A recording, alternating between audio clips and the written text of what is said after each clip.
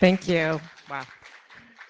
All right, welcome. Thank you so very much. I want to thank Dylan and all the Hack in the Box crew that are here. It's going to be amazing 2 days of sessions. We have some amazing speakers. I'm absolutely humbled to actually be able to take the stage, especially first. So you guys get it over with first. But you have some really amazing sessions. And so with that, we have also some amazing co-keynoters for the next 2 days as well. Thank you very much. But I'm ready to have a really good time with you guys this morning. So thank you for getting up this morning. Thank you guys who are having coffee, tea, milk, or water, or vodka, whatever it might be. So to kind of kick things off, and I'm told I can only walk to here, so this will be fun. My talk is more around I fight for the users, and it's a prequel because we've done a few of these talks before so in a Star Wars type fashion, the prequel should lead up to actually what the actual talks end up being about.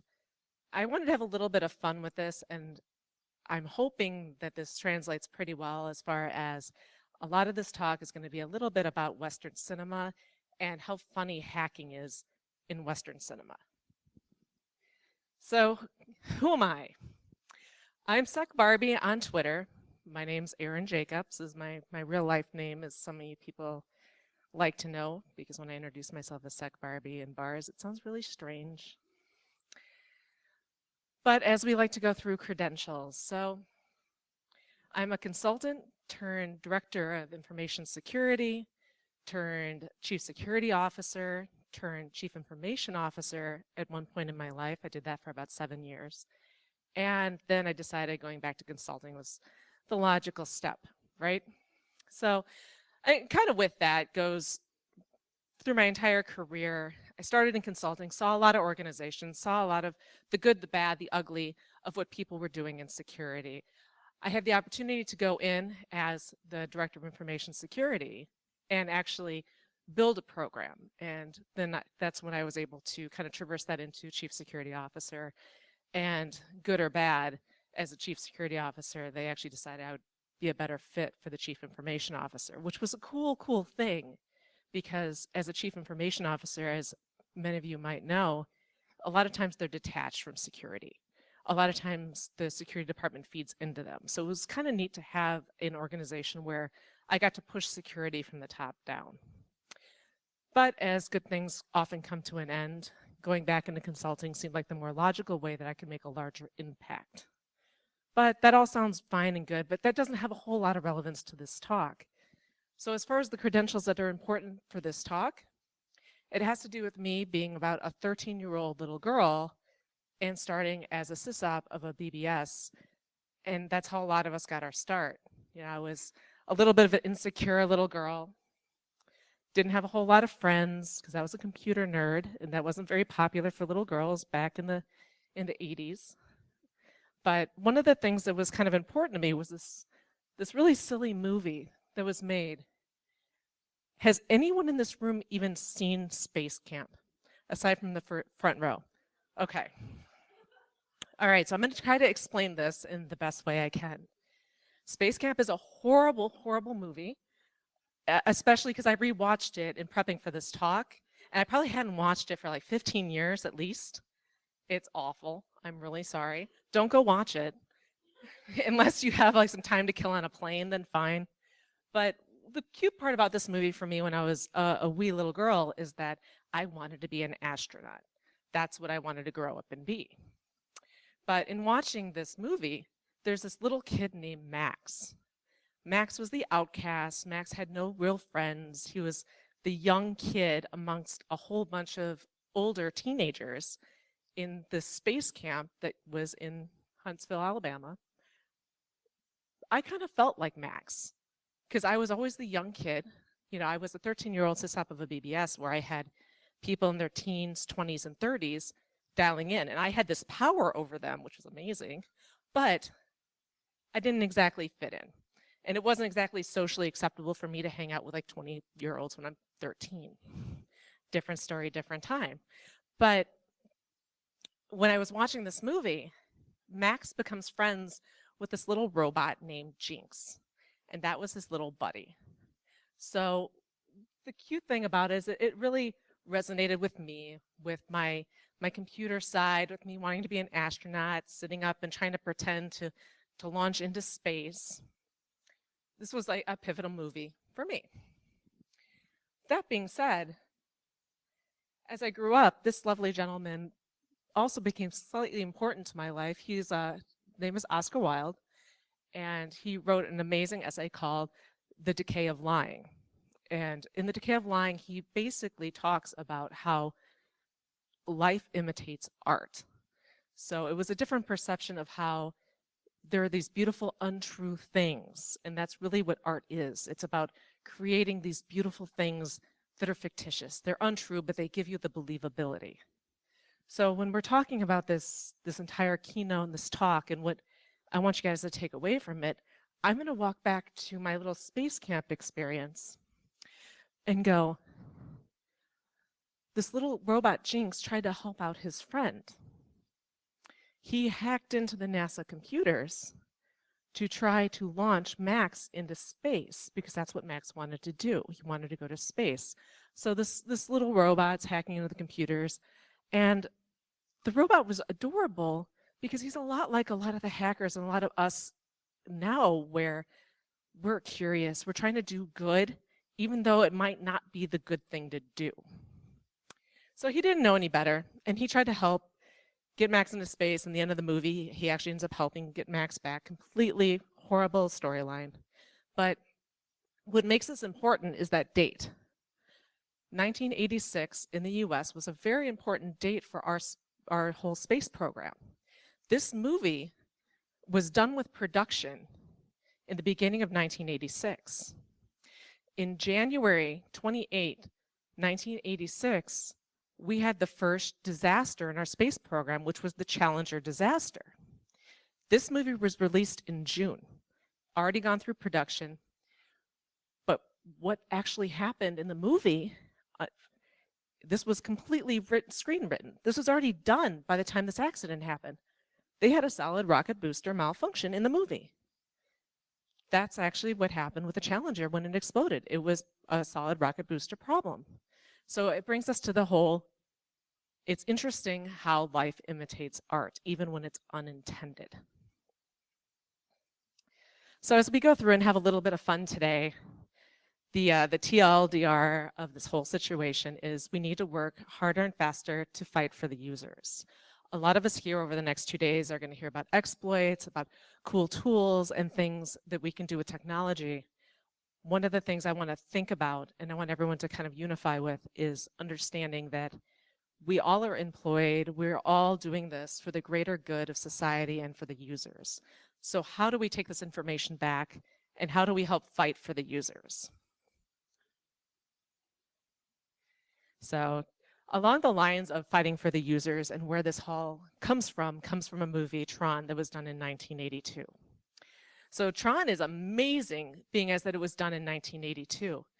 It has a gentleman named Flynn, who is this rogue programmer who he worked for this big company named Encom, and he made lots of games. Long story short about him is that he had a boss that basically stole all of his games, called them his own, and got him out of the system so that way he could get promoted, escalated all of this. So the cute thing about one of the programs that he wrote was this program named Tron. Tron was actually a security program. This is 1982. This is a security program that he wrote to be the checker of the checking. The master control program had no authority, no logging, no any of this over it. Tron is the one that was supposed to make sure that everybody was doing what they're supposed to. It was supposed to be the autonomous security program in 1982. So along those lines, oh, love my automation. There's a quote from Dr. Walter Gibbs, who in this movie was the older doctor who was the mentor type person. And he said, you know, wouldn't that be grand? Computers and the programs start thinking and the people will stop. Again, 1982.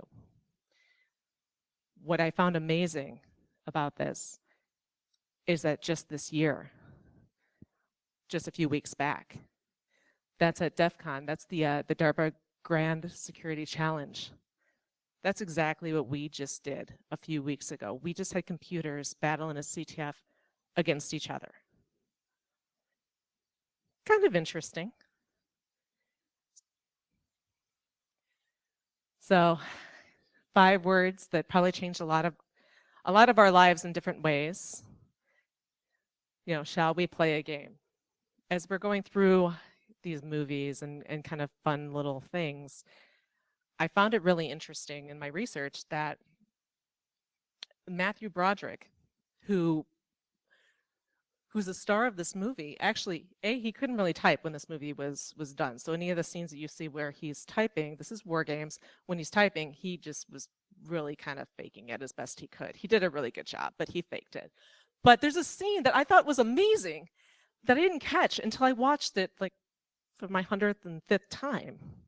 So he finds out, for those of you that have never seen War Games, he's trying to find this gaming Protovision, this game company. So he uses war dialing, tries to find this game company, comes up with all these games on this computer system that he's not sure what it is, takes it to his buddies, his other computer buddies, and they're talking about how to get into the system. And Matthew Broderick actually says, I don't believe any system is totally secure. And I was like, whoa, this is 1983, and whoever wrote that's amazing, because I will say that to this day. I'm sure everyone in this room will say that to this day. I mean, there really is no secure system aside from one that you unplug, right? Fair enough? So War Games taught us a ton. If you really break it down, I'm not going to pick on every single part of War Games, and I would love to pick on it with you guys later on today. But it taught us a ton about computers in a time that a lot of us, or a lot of people watching it, the general consumers, had no idea what a computer could do. It taught us about war dialing, about dialing like every number that a system could come up with in certain area codes. I mean, you could, anyone ever used war dialing knows that, I mean, you can put a lot of different parameters in, small scope, large scope, whatnot. 2 rings, if it picks up, fine. If not, it moves on. You know, in fact, in my career, only recently have we stopped testing for a war dialing test. And still there's some people that still request it, but it's so rare. But this is now, 2016, and we're just now stopping war dialing. And, it taught us about security backdoors. Again, 1983, pretty amazing stuff to think about when the general population didn't have computers, but they weren't exposed. At best, it was a dummy terminal. But what I found amazing about War Games is that War Games actually changed US policy on computer system and fraud. And at the time, Ronald Reagan was the president of the US, and he actually watched War Games at Camp David, and he started asking questions, and that's how these policies started to come up. I mean, so a movie actually influenced US policy in 1983. Another kind of cool thing that happened out of it, which I thought was hilarious, is anyone who's ever seen War Games has seen this amazing picture of NORAD. It has all these screens and beautifulness. At the time when people were going and touring NORAD, they were really kind of upset because they're like, well, where's the computers? Where's the real screens? So it actually caused them to upgrade their systems not once, but twice. The more recent one was in 2003. So kind of interesting. Another area where, movies kind of pushed our progress. The art pushed the life. Now I'm going to pull an obscure one out for you guys. And even in most audiences won't even understand this, but I'm going to give you a little quick intro as to what this is. This is another one of those horrible movies from the 80s, because clearly we know what my lonely life was in the 80s as a little kid. But this was Daryl, which was data analyzing robot youth life form. It's this really weird ET extraterrestrial kind of show. Again, this little computer, half human kid. I'm only pulling this out because I found this part, I love this. When I was watching this as a kid. I'm like, this is so cool. This kid makes an ATM, increase the dad's amount of money that he has in his account. Kid was doing ATM hacking in 1985, which there's a talk later today about that as well. But I wanted to definitely say, from 1985 to 2010, when Barnaby Jack did his jackpotting of ATMs, this is, again, life is imitating art here. By and far, I need to know, has anyone seen the movie Sneakers? Okay, yay, we have some. Okay, I'll explain this to you like I explained this to my father, because this is the only movie that allows me to explain what I do for a living to my father, and he still sits and goes, I don't get it. He asked me this a week ago too. So Sneakers is kind of this cool little movie that had River Phoenix in it, which I'm really upset that he's now passed away because he was going to be my husband. But it was this movie about a security consulting firm, basically, in 1992. It had these guys that went and broke into companies on behalf of the companies. So you had, Dan Aykroyd, had all these famous American actors breaking into these companies. How the story starts out is it has Robert Redford starting out with his partner, and they're doing basically hacktivism in the very first scenes of this movie. They're taking money from bank accounts and transferring them into charities. So the very early ideas of hacktivism were actually introduced in this movie. There's a lot of other concepts that were introduced, but the most important one that I felt you really see, especially in this scene, is when they realize how important cryptography is.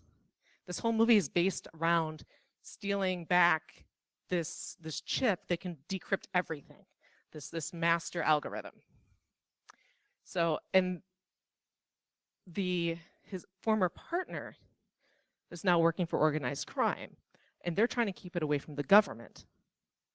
This just happened not too long ago with Apple, where Apple actually took a very firm stop and said, we're not going to give a backdoor to governments. We are going to stand strong. And shortly after this was just February of this year, they hired back some of the most amazing crypto minds that there are out there to, again, further secure their platform. And this isn't an Apple ad. This is just more, this is amazing that these people are noting that this is important. For good measure, I have to add Jurassic Park. So 1993, we have Jurassic Park, which I thought was an interesting time for computers, IT departments. And this is nerdy. And as much as they got Dennis Nerdy, they got a lot of it right. They gave him a horrible last name. Thank you very much. They gave him Jolt Cola, which is what they thought everybody drank, which I think everybody tried to drink, which is what it was. But this too gave us an important insight as to how we're doing things right or wrong. This gentleman was the one-man IT department. He was the only guy with the keys to the castle. And around the time in the movie where we get introduced to him, he's not feeling very valued. He's kind of going to stick it to Mr. Harmon and steal the embryo eggs and run off the island with them to give them to a competitor because he's not feeling super valued.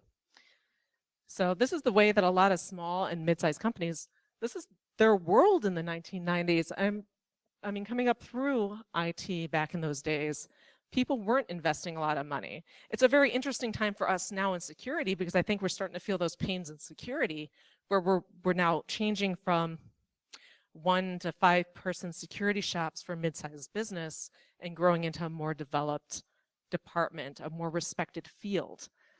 Back in the 90s, pre-Y2K, we were just the people that were turning on the computers and making sure that they did what they needed to do for people. We were the nerdy people, with our glasses that walked up and said, move, let me fix that for you. So as we know, we have so much failure when it comes to Jurassic Park. We have AppSec failure, we have code review failure, we have separation of duties failure. I mean, we could go on in this movie. But the most important failure I think that we have is we have insider threat. This is where we really get introduced to why insiders, it's important to keep people happy, but to what degree? We have a 2008 incident in San Francisco where we had a network admin that went rogue and tried to hold the city hostage because he had the keys to the castle. Again, single points of failure. You know, does art necessarily, is life imitating art again?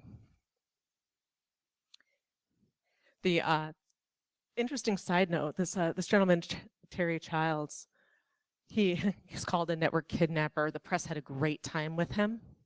But as with a lot of misunderstood computer crimes, if you read the article and see how many things they tried to pretend that he could do, it was amazing and also quite scary. This leads me to our favorite one.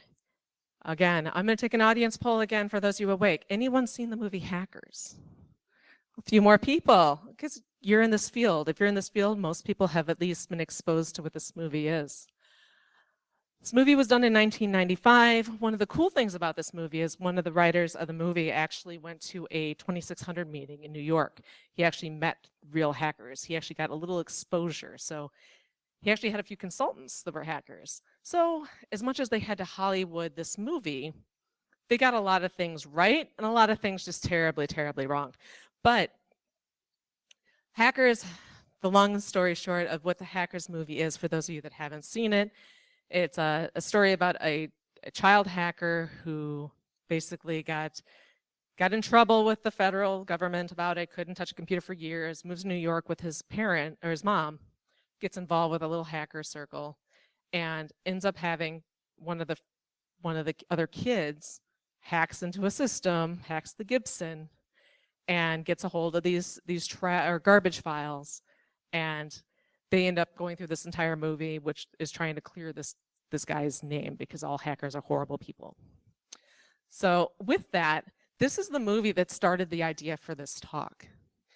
And it was more wrapped around this cute little scene where you have the director of security and then his security admin, who happens to be Penn, one of the magicians in the US.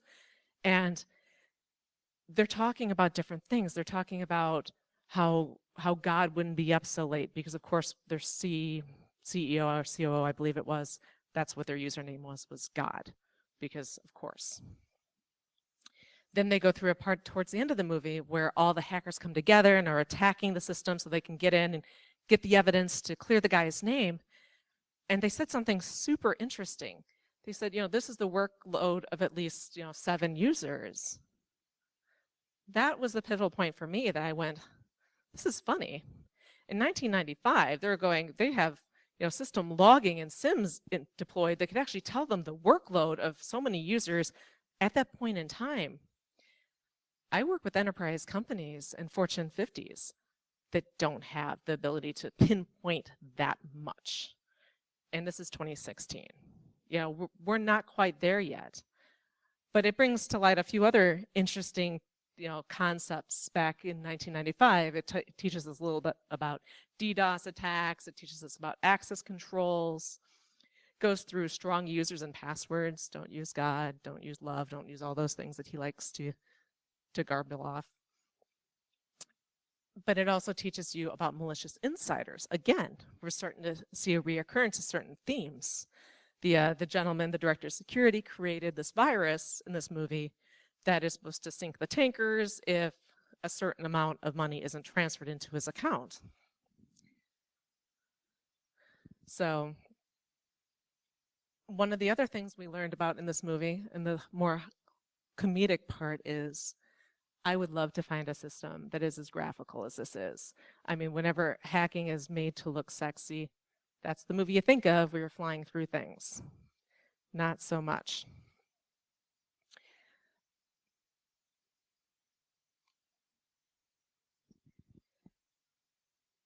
So this is one of the more funny movies that we came across. I'm not a huge Italian Job fan, but there was 2 makings of Italian Job, but the more recent one has Seth Rogen is the computer hacker in it. in his part, he's supposed to be the gentleman who created Napster, the real Napster, all this information. But when it comes to the hacking in this movie, the cool thing about it is this is 2003, and he's talking about hacking the traffic system in LA. So they're trying to follow these trucks where only one of the trucks has the money in it. He's going to hack the traffic system so that way the truck goes exactly where he wants it to go. Insider threat, all this good stuff, right? We actually had this happen in 2007. We're shortening the gap to where art or life is imitating art. Only 4 years to the real attack, we actually had where the engineers in LA who kind of built the system for the traffic control systems, they went on strike. So the logical thing that the management did to them is they took and they shut off all their user access. So the management went and shut off the user access to the people that designed the program. Sure, shutting off one username is going to really do a good job. No, they had about 1 million ways to get in if they needed to. And they probably very much regret it, but they did get in. They did cause pain in LA. They did cause congestion. They disrupted the traffic system in LA to make their point. So that made me think.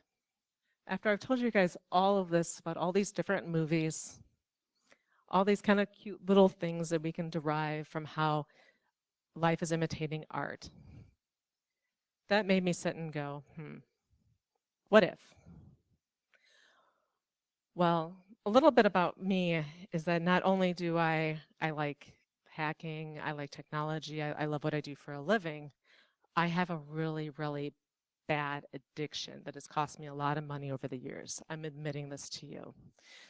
So my addiction is I really love cars. I have spent so much money on cars, it's ridiculous. I don't have a Ferrari, but I was like, there's a movie with somebody stealing a Ferrari in it. What if?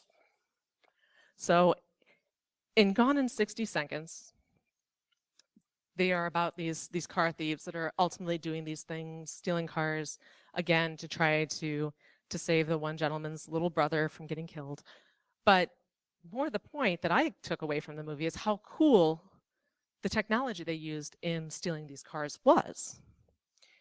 And for those of you that have seen the movie Hackers, we were first introduced to Angelina Jolie back in Hackers. And so I often like to channel my inner Angelina Jolie.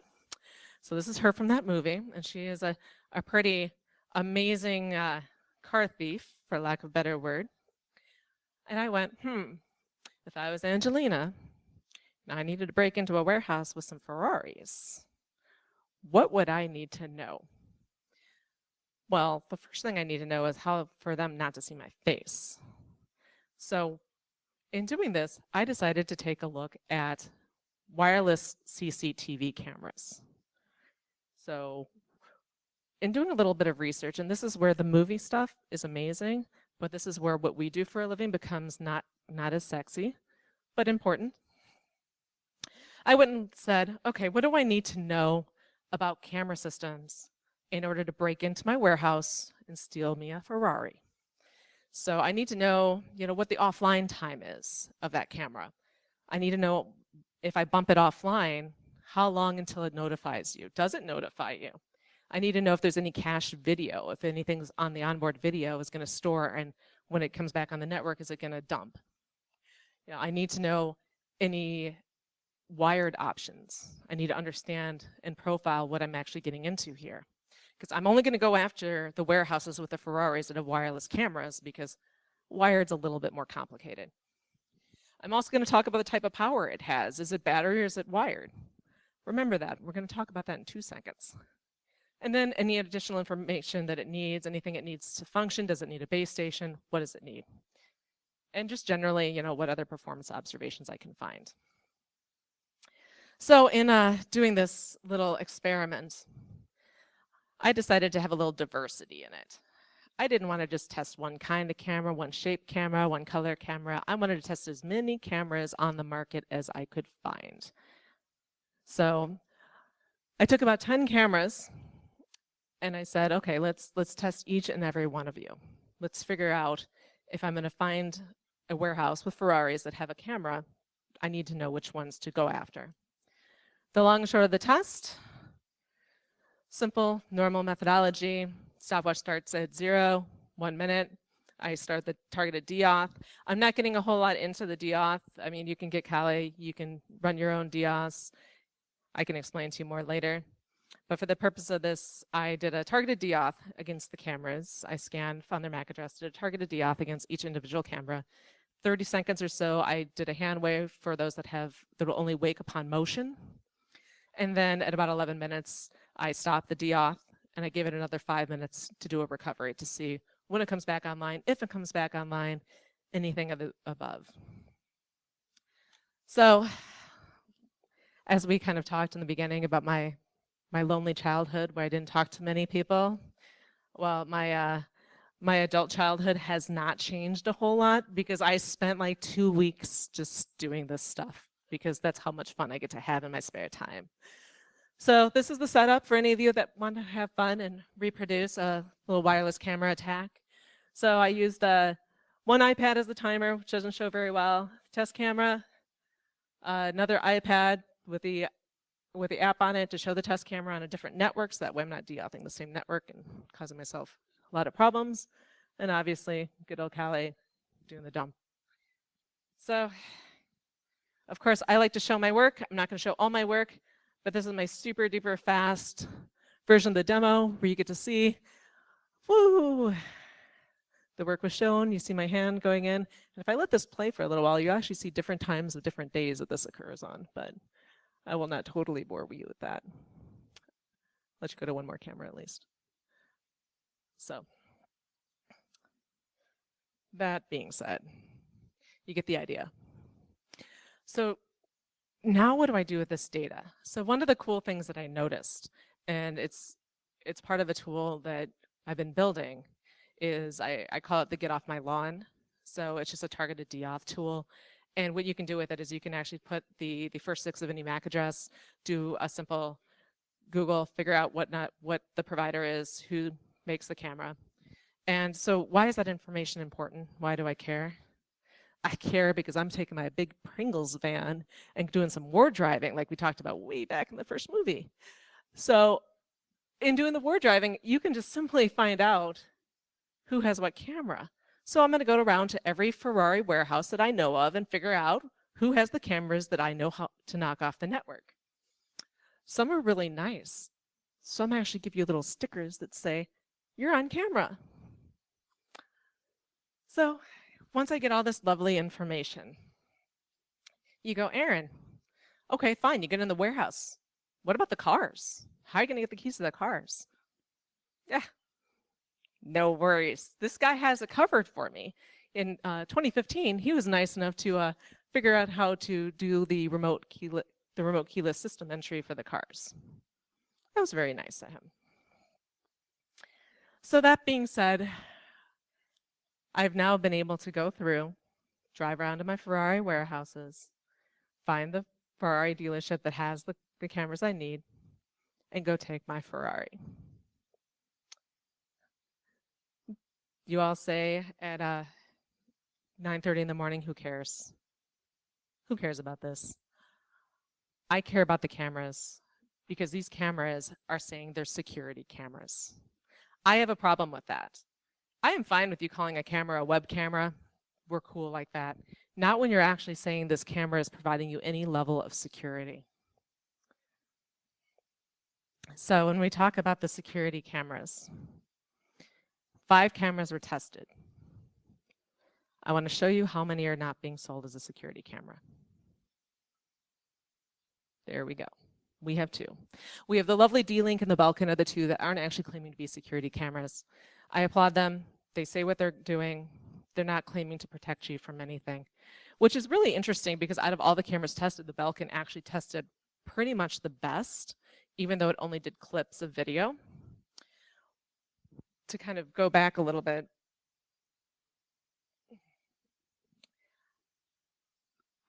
all these cool cameras are on the market in almost every marketplace around the world. The cute one is the Kuna, who I was fortunate enough at the last time that I talked about this. One of the gentlemen that works on the development team actually came up and told me one of the flaws that we identified is the fact that on this Kuna light, which is the light, on the bottom, it has these status lights. So picture this, you're putting this light out in front of your house. It's calling itself a security light, but it has these little status lights that actually tell you if it's offline and not recording. So as soon as you do a deauth attack on it, it goes offline. Funny thing about the deauth attack, if you run it for 10 minutes, it not only kicks it offline, it reboots the whole freaking thing to factory that you have to reset it up. Even better part about this, they know about this. They actually have it on the website and warn you. Okay, security camera that reboots after 10 minutes of no connectivity. No connectivity for 10 minutes. Where I live in the world, I get power outages, not frequently, but frequently enough that I don't want to reboot have to reset up a system every freaking time because I'm going to forget about it. I have a microwave light that blinks all the time in my house. So when it comes to other cameras and kind of things that are going on, some really cool ones, when I said earlier that we want to remember about the battery, who's using batteries versus wired connections. This little Netgear is adorable, and so is this Logi. Because the cool, cute thing about those two is they're magnets. So after I deauth them and go into my Ferrari warehouse, I'm just going to grab them, put them in my bag, and take off with them. I'm not even going to worry about putting them back online. Because, you know, I think you're going to notice that one of your Ferraris is gone. So you're not going to worry so much about the cameras. So the summary of issues, and I've talked about a few different things. Hopefully you guys have the coffee in you. You're up and ready for the next sessions of the day. The most important issue, going back to fighting for the users, is that we're still not solving the most basic of problems. We can watch in cinema basic problems and basic exploits being used against networks and against humans. We have some amazing talks today and tomorrow. How do we help empower our consumers, our users, because that's who we're working for, whether it's our family or people that are working in our organizations. How do we help them? So yeah, and about that whole that wireless TV camera thing, yeah, most of them can be blasted offline and not see or know anything. Almost every single one of them has a threshold for network interruption in them. And so it's not very hard. In fact, I'm going to pick on Canary because they're really good sports. Canary, if you bump it offline and you keep bringing it back online about every 5 minutes, but just for about 20 seconds, it will never notify you it was ever offline. So good and bad about just design and being able to adapt to network interference. So how do we help? We need to fight for the users. Again, let's go back, let's take all the information that we're learning over the next 2 days. Let's think about how we can apply it. Let's get inspired. Let's get inspired to do more research. I think a lot of you are absolutely amazing, and I'll be in a lot of the sessions because I find what you're doing intriguing. And I think we all are trying to help for the common good and the common goal. So if we can take this message back, I think it'll be amazing. But one last item, when it comes to cinema and life imitating art, this talk wouldn't be complete unless I didn't make a little hat tip to Mr. Robot, the TV show on USA that most of you can stream and download. If you haven't, and you are into hacking and you're into information security, I highly suggest watching this. We have some really good security consultants that are working on this program. There's almost everything here is accurate. For the first time, we're seeing people getting things right. And we're not looking at it as being super sexy. We're looking at it as being actual threats and bringing it to the public eye. So definitely a hat tip to them. I can't wait to see what's up next. And that is all I have, folks. I hope you guys have a great Hack in the Box. Again, thank you to absolutely everybody. And I look forward to talking to you guys today. Again, I am Sec Barbie. The bits and presentations will be available online. And once I drop the slides to you guys, I also have citations for everything that I brought up. So thank you very much. Thank you very much.